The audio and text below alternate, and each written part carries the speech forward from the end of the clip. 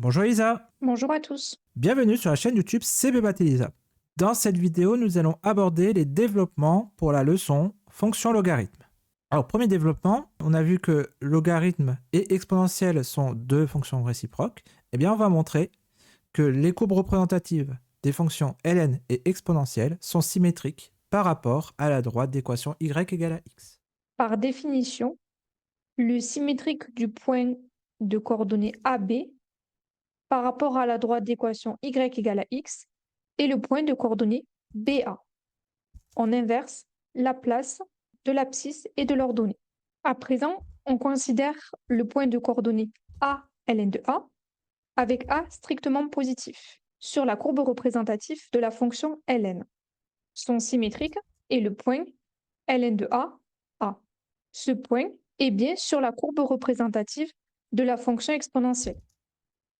En effet, si on pose que b s'égale à ln de A, alors on a que exponentielle de b c'est égal à A.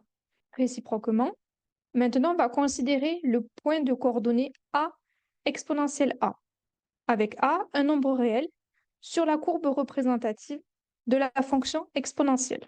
Son symétrique est le point exponentielle A, A. Il est bien sur la courbe représentative de la fonction ln. En effet, si on pose que b s'égale à exponentielle A, alors ln de b c'est égal à A.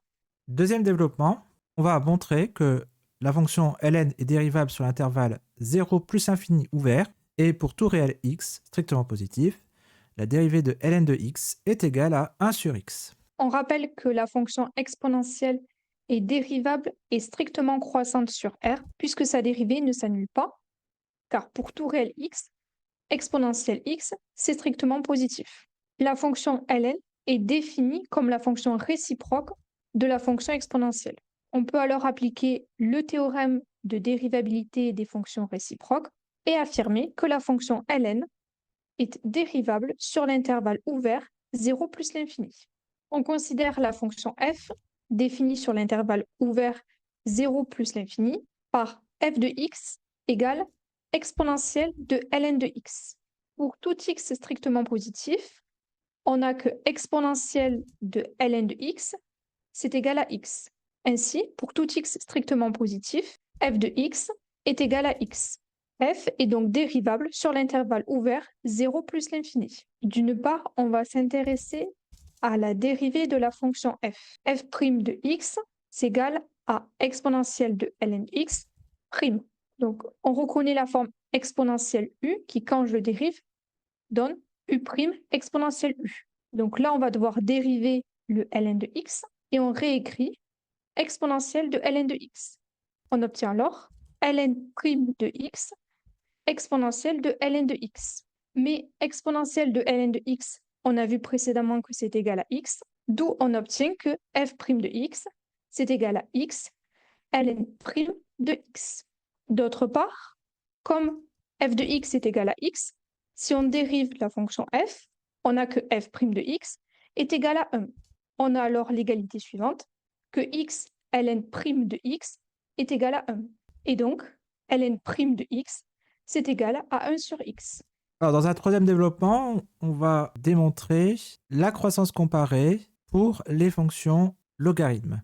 Donc ici, on a vu que les croissances comparées, ça permettait de lever l'indétermination. Et on va voir que la fonction logarithme népérien est négligeable par rapport aux puissances. Pour tout entier naturel n supérieur ou égal à 1, on a que la limite lorsque x tend vers plus l'infini de ln de x sur x puissance n, c'est égal à 0, et que la limite lorsque x tend vers 0 plus de x puissance n ln de x est égale à 0. Alors, ici, on va remarquer que ln de x sur x puissance n, c'est égal à 1 sur x puissance n moins 1 fois ln de x sur x, soit x supérieur ou égal à 1. On pose f de x est égal à ln de x moins 2 racine de x. On peut montrer que f est dérivable sur l'intervalle 1 plus infini. C'est la somme, la différence de deux fonctions dérivable sur 1 plus infini. Et pour tout x supérieur ou égal à 1, f' de x, dérivée de ln de x, c'est 1 sur x. Dérivée de racine de x, c'est 1 sur 2 racines de x. Et les deux vont se simplifier. Moins 1 sur racine de x. Donc, le dénominateur commun entre x et racine de x, c'est x racine de x. Première fraction, il manque le racine de x. Donc, on va multiplier au numérateur par racine de x, au dénominateur par racine de x. Et pour la seconde fraction, on va devoir multiplier par x. X au numérateur, x au dénominateur. Fois dénominateur commun x racine de x, on va avoir racine de x moins x sur x racine de x. Alors pour x supérieur ou égal à 1, on a un x supérieur ou égal à racine de x, et donc f' de x est inférieur ou égal à 0. En effet, parce que ici, x racine de x, x étant positif, bah, x racine de x va être aussi positif. Donc là, on regarde le signe du numérateur. On sait que x supérieur ou égal à racine de x, donc la dérivée va être négative. La fonction f est donc décroissante sur l'intervalle 1 plus infini. Comme f de 1 est égal à moins 2 qui est négatif, on en déduit que pour tout x supérieur ou égal à 1, f de x est négatif. Et donc que ln de x est inférieur ou égal à 2 racines de x. On a aussi pour tout x supérieur ou égal à 1, 0 inférieur ou égal à ln de x sur x, inférieur ou égal à 2 sur racine de x.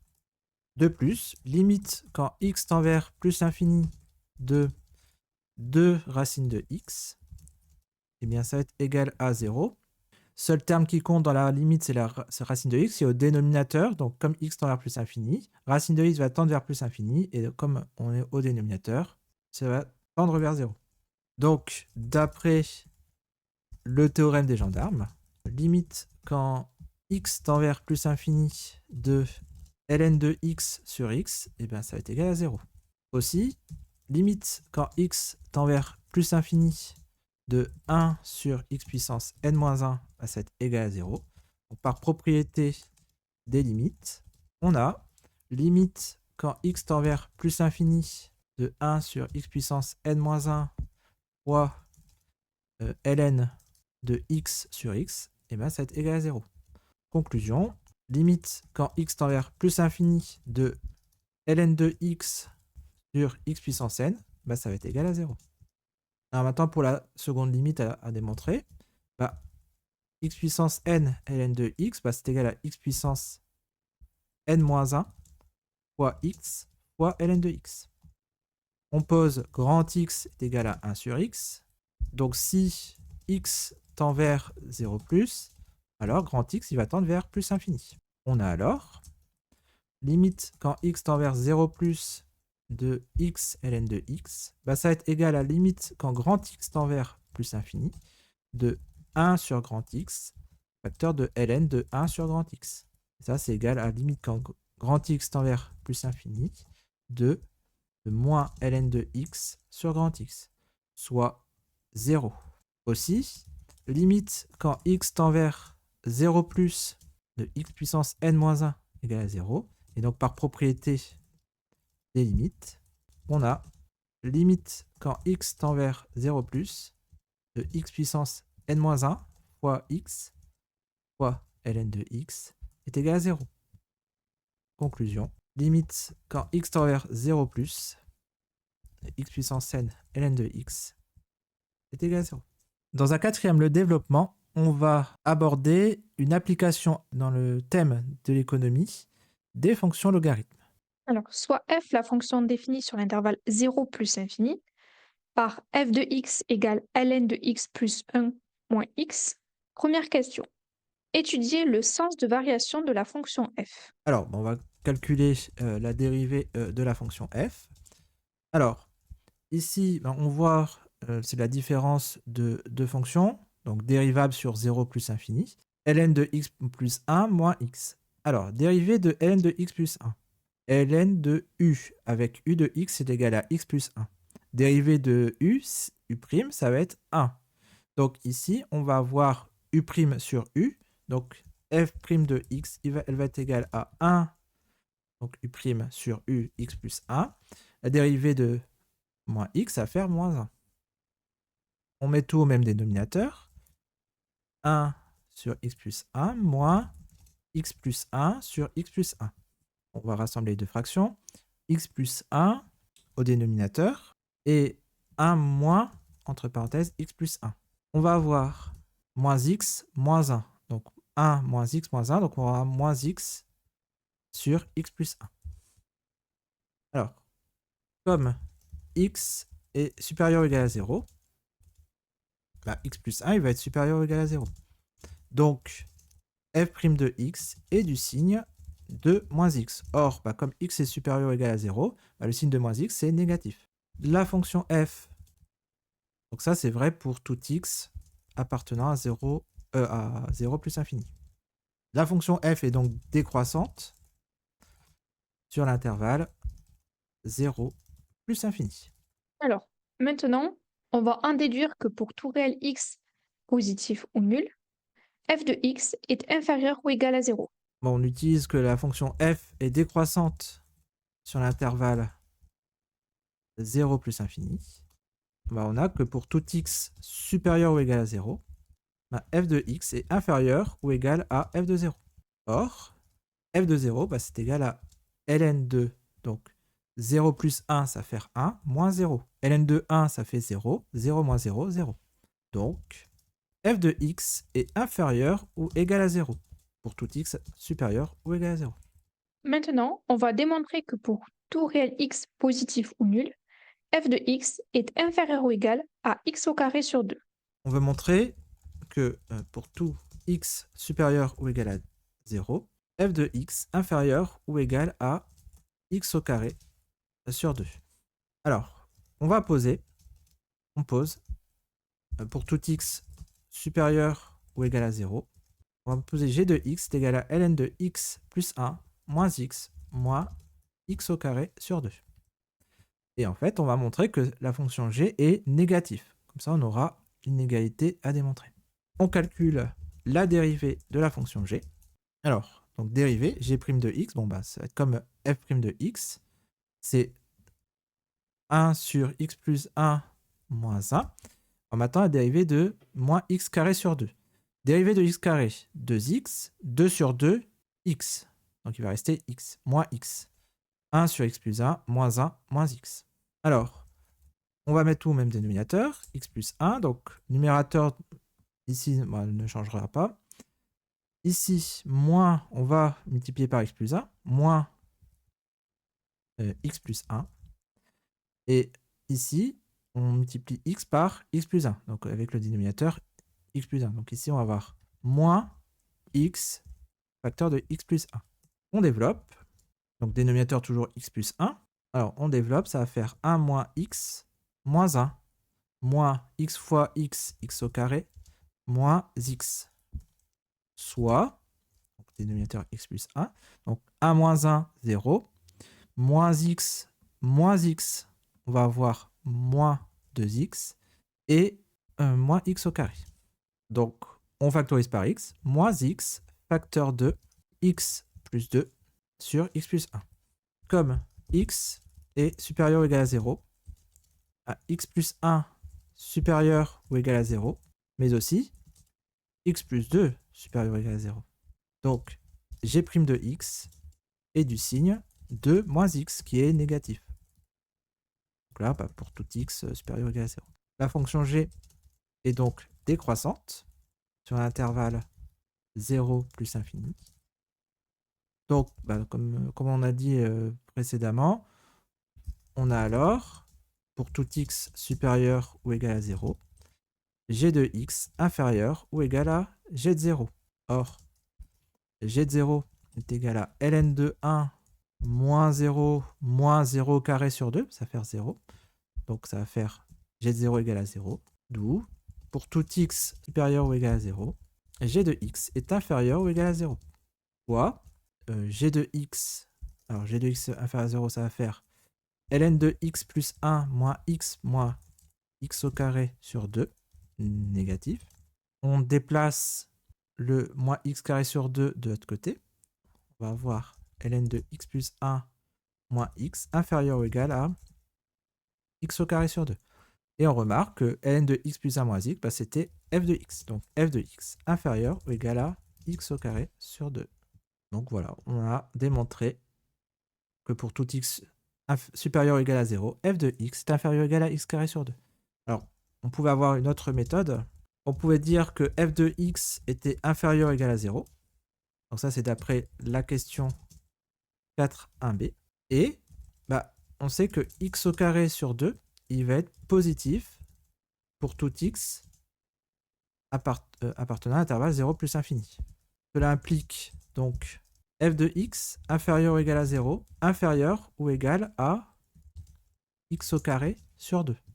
Donc par transitivité, f de x est inférieur ou égal à x carré sur 2.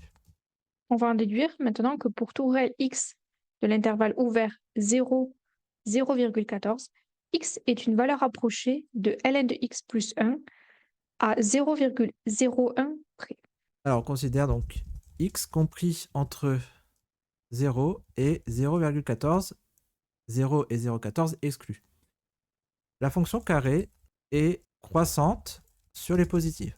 Donc on a x compris strictement entre 0 et 0,14, si et seulement si.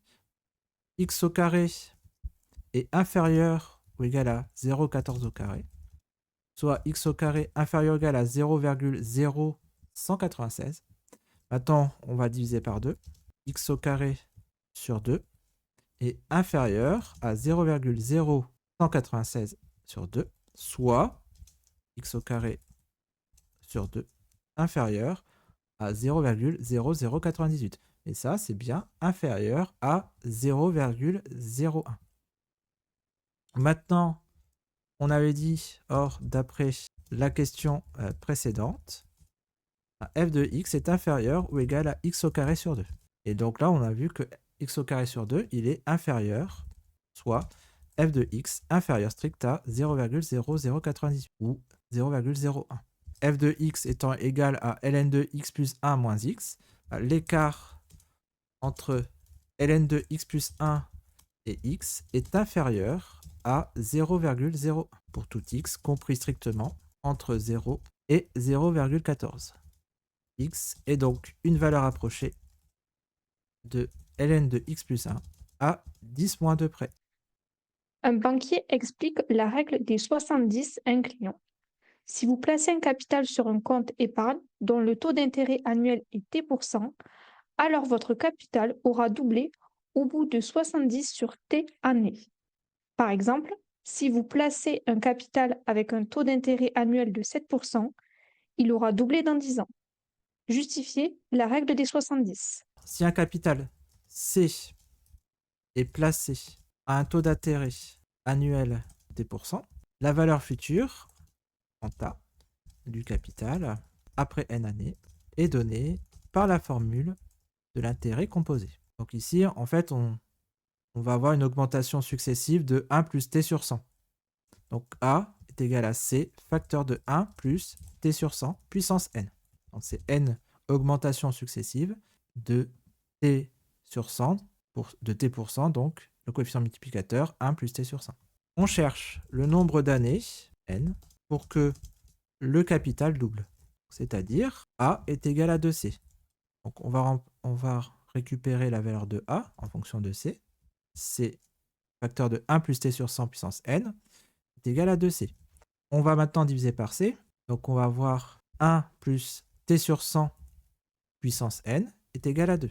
Maintenant, pour se débarrasser de la puissance, on va appliquer logarithme népérien de chaque côté de l'égalité. Donc ln de 1 plus t sur 100 puissance n égale à ln de 2. Maintenant, on applique la propriété des puissances sur le logarithme. Ln de a puissance n est égal à n fois ln de a. n, ln de 1 plus t sur 100 est égal à ln de 2. Or, pour des taux d'intérêt t relativement petits, donc ici, on utilise la question précédente, x compris entre 0 et 0,14, donc on va dire pour des taux d'intérêt inférieurs à 14%, eh bien, on peut utiliser l'approximation suivante. Donc, On avait dit que ln de 1 plus x, c'était à peu près égal à x à 10 moins 2 près. Soit ln de 1 plus t sur 100 est à peu près égal à t sur 100. En utilisant cette approximation, on obtient n qui est à peu près égal à ln de 2 sur t sur 100. Maintenant, quand on divise par une fraction, on multiplie par son inverse. L'inverse de t sur 100, c'est 100 sur t. Donc, n est à peu près égal à 100 facteur de ln de 2 sur t. Soit, alors si on regarde, donc 100 fois ln de 2, ça va nous faire 69,31. 69,31 sur t. Soit, pour simplifier, on peut arrondir 69,31 à 70, ce qui nous donne la règle des 70. N est à peu près égal à 70 sur t. À présent, on va énoncer et justifier la règle des 110 et des 231.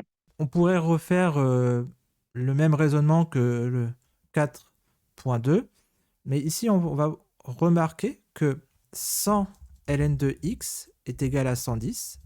Donc pour trouver par quel facteur va être multiplié le capital après ces 110 sur n années et 231 sur n années.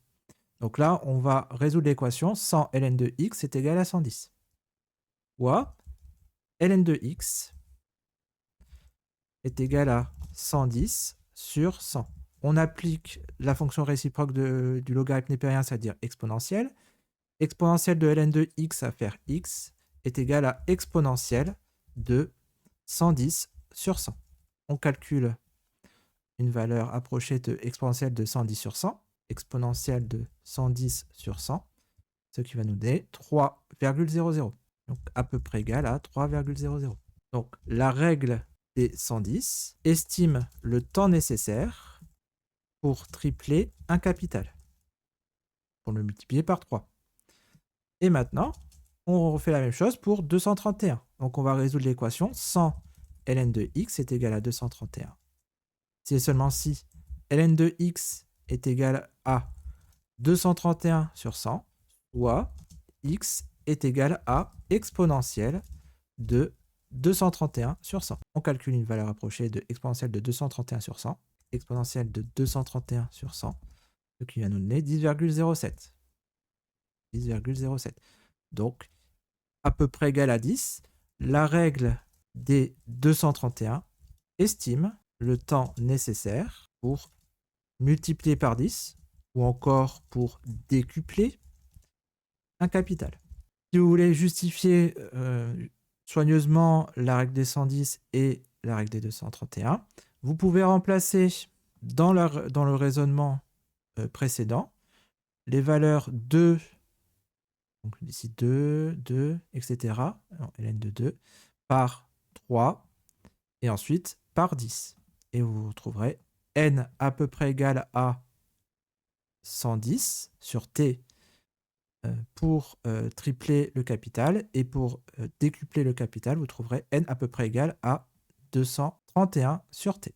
Ce qui conclut notre exercice sur les fonctions logarithmes appliquées à l'économie.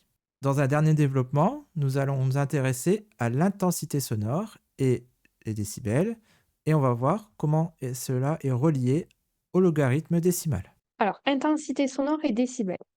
On note grand I, l'intensité sonore d'un bruit, en watts par mètre carré, et I0, l'intensité sonore sous laquelle on n'entend plus le bruit. On a I0 égale 10 puissance moins 12 watts par mètre carré.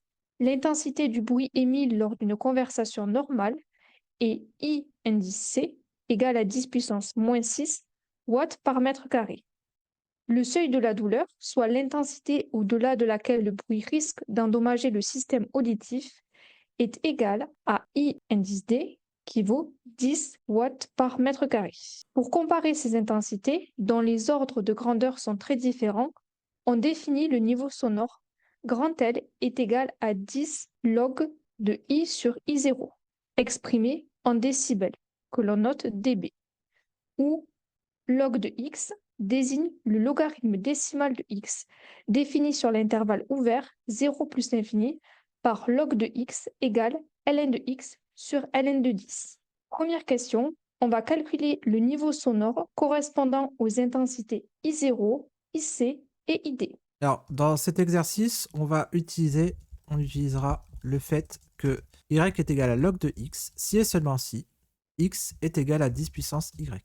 Alors, pour la question 5a, on va calculer L0, donc c'est le niveau sonore pour l'intensité I0. Donc L0, ça va être, donc on va appliquer la formule, 10 fois log de, donc I0, bah, c'est 10 puissance moins 12 sur 10 puissance moins 12. 10 puissance moins 12 sur 10 puissance moins 12, ça va faire 1. Sauf que 1, c'est 10 puissance 0. Donc ici, on va voir 10 log de 10 puissance 0. Or, y égale à log de 10 puissance 0, si et seulement si, bah, 10 puissance 0 est égal à 10 puissance y. Donc ici, y va être égal à 0. Donc ici, log de 10 puissance 0, bah, c'est 0. 10 fois 0, ça va être égal à 0. Alors maintenant, on s'intéresse au niveau sonore pour l'intensité du bruit émis lors d'une conversation normale. Donc LC est égal à 10 fois log de 10 puissance moins 6 divisé par 10 puissance moins 12. Alors c'est 10 fois log, alors quand je dis bien entendu log, c'est log décimal. Donc 10 puissance moins 6 moins 12. Donc ça va faire 10 puissance log de 10 puissance, donc moins 6 plus 12, ça va faire 10 puissance 6. Log de 10 puissance 6, on prend la puissance dans 10 puissance, donc on va avoir 6. 10 fois 6, ce qui va nous donner 60. Alors bien entendu, il faut préciser, ici c'est décibels. Décibels, 60 décibels.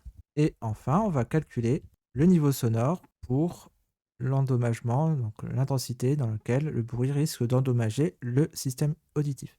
Donc LD est égal à 10 fois log de, donc là c'est 10, donc 10 sur 10 puissance moins 12 est égal à 10 log de, donc en appliquant la règle des puissances, donc 10 c'est 10 puissance 1, donc 10 puissance 1 moins 12, soit 10 log de 10 puissance 1 plus 12, ça fait 10 puissance 13. Et ici, 10 fois 13. 10 fois 13, donc ça fait 130 décibels. Conclusion des calculs. Le niveau sonore correspondant à I0 est de 0 décibels. Celui correspondant à IC, I indice, c'est de 60 décibels. Et celui correspondant à I indice D est de 130 décibels. Alors, dans un restaurant scolaire, le niveau sonore est égal à 85 décibels. Calculez l'intensité correspondant à ce bruit. Donc ici, on cherche grand I tel que grand L est égal à 10 log de grand I sur I0. Donc I0, c'est 10 puissance moins 12. L, c'est 85. Et on recherche grand I. Donc, on va résoudre l'équation. 85 est égal à 10 log de I sur 10 puissance moins 12. Soit, donc on va diviser par 10 de chaque côté. On va avoir log de grand I sur 10 puissance moins 12 est égal à 8,5. On applique maintenant la puissance de 10. Donc 10 puissance log et 10 puissance 8,5. Donc 10 puissance log va se neutraliser. Donc on va avoir I sur 10 puissance moins 12 est égal à 10 puissance 8,5. Soit, on va multiplier maintenant par 10 puissance moins 12 pour enlever le dénominateur membre de gauche. On va avoir I égale à 10 puissance 8,5 fois 10 puissance moins 12. On applique la règle des puissances. 10 puissance 8,5 moins 12, soit 10 puissance moins 3,5. Alors, ça nous donne quoi, calculatrice? Donc 10 puissance moins 3,5. Ce qui va nous donner 3,16 fois 10 puissance moins 4. Donc c'est à peu près égal à 3,16 fois 10 puissance moins 4 watts par mètre carré. Conclusion, l'intensité sonore correspondant à un niveau de 85 décibels est d'environ 3,16 fois 10 moins 4 watts par mètre carré. Alors, situation suivante.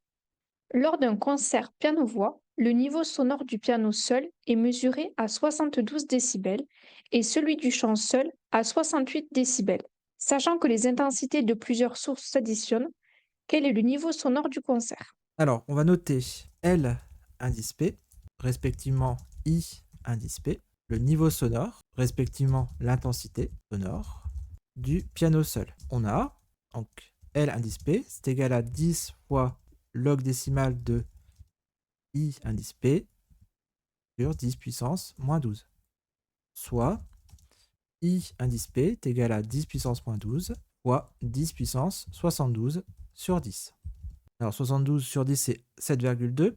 Donc I indice P va être égal à 10 puissance moins 12 fois 10 puissance 7,2. On a alors I indice P, c'est égal à moins 12 plus 7,2, ça va faire 10 puissance moins 4,8, moins 4,8 watts par mètre puissance moins 2, soit à peu près égal à 10 puissance moins 4,8, 1,58 fois 10 puissance moins 5. 1,58 fois 10 puissance moins 5 watts par mètre carré. Maintenant, on va calculer l'intensité sonore pour le chant seul. Donc, on va dire soit L, C, L indice C, respectivement I indice C. Le niveau sonore, respectivement l'intensité sonore du chant seul. Alors, on a L indice C, c'est égal à 10 log décimal de I indice C sur 10 puissance moins 12, soit I indice C, c'est égal à 10 puissance moins 12 fois 10 puissance 68 sur 10, soit I indice P est égal à 10 puissance moins 12 fois 10 puissance 6,8. On a alors I indice C est égal à 10 puissance moins 5,2 watts par mètre carré. On peut donner une valeur approchée, 10 puissance moins 5,2, ce qui va donner 6,31 fois 10 puissance moins 6. Arrondi à 10 moins 2 près. Donc ici, 6,31 fois 10 puissance moins 6 watts par mètre carré.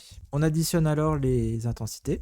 Intensité totale, ça va être égal à IC, I indice C plus I indice P, soit 0,631 fois 10 puissance moins 5. Donc, on convertit d'abord en 10 puissance moins 5 pour pouvoir additionner les puissances, plus 1,585 fois 10 puissance moins 5, soit à peu près égal à, alors bien entendu ici c'est à peu près égal, on a des valeurs approchées, donc si on fait addition c'est 2,216 fois 10 puissance moins 5 watts par mètre carré.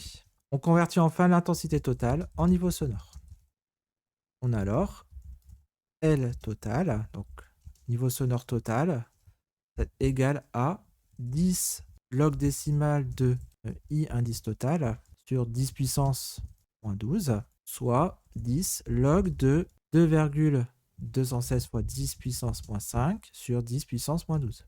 Donc règle des puissances, 10 log de 2,216 fois 10 puissance 7. Et donc, c'est à peu près égal à 10 fois 7,346 log de 2,216 fois 10 puissance 7.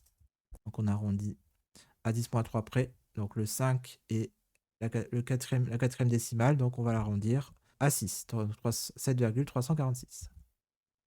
Donc ça, c'est à peu près égal à 73,46 décibels. Donc le niveau sonore du concert est d'environ 73,46 décibels. Alors, dernière situation d'application pour cette leçon. Dans une artère très fréquentée, l'intensité du bruit émis par le trafic a été divisée par 2 grâce à des aménagements urbains. Calculer la diminution en décibels du bruit ainsi obtenu. Alors on va considérer I1 respectivement I2 l'intensité initiale, respectivement, après l'intensité après aménagement. Et L1, respectivement, L2, le niveau sonore initial, respectivement, niveau sonore final. On sait que l'intensité est divisée par 2. Donc, I2, il va être égal à I1 sur 2. On cherche la valeur de la diminution en décibels du bruit obtenu. Donc on cherche la valeur de la diminution, soit L1 moins L2. Donc L1 moins L2, donc on va appliquer les formules. Donc c'est 10 log de I1 sur 10 puissance moins 12, donc I0, moins 10 log de I2 sur 10 puissance moins 12. On peut factoriser par 10. 10 facteur 2, donc log de I1 sur 10 puissance moins 12, moins log de I2 sur 10 puissance moins 12. Maintenant, log de A moins log de B, c'est égal à log de A sur B. Donc ça va être 10 log de I1 sur 10 puissance moins 12 sur I2 sur 10 puissance moins 12. Alors on divise deux fractions ayant même dénominateur. Donc on va pouvoir simplifier. Ça va faire 10 log de I1 sur I2. Mais I2 c'est égal à I1 sur 2. Donc 10 log de I1 sur 2. Et ça, ça fait 10 log de 2. On va maintenant avoir une valeur approchée de log de 2.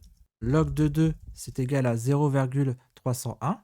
On a alors L2 moins L1 est égal à 10 fois, c'est à peu près égal à 10 fois 0,301, soit à peu près 3 décibels. Donc la diminution du bruit obtenu est d'environ 3 décibels. Bien, la vidéo est maintenant terminée. Merci de l'avoir suivi.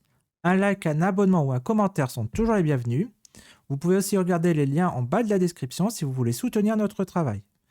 Bon courage dans vos révisions du CAPES et à bientôt pour de nouvelles aventures mathématiques. À bientôt, au revoir.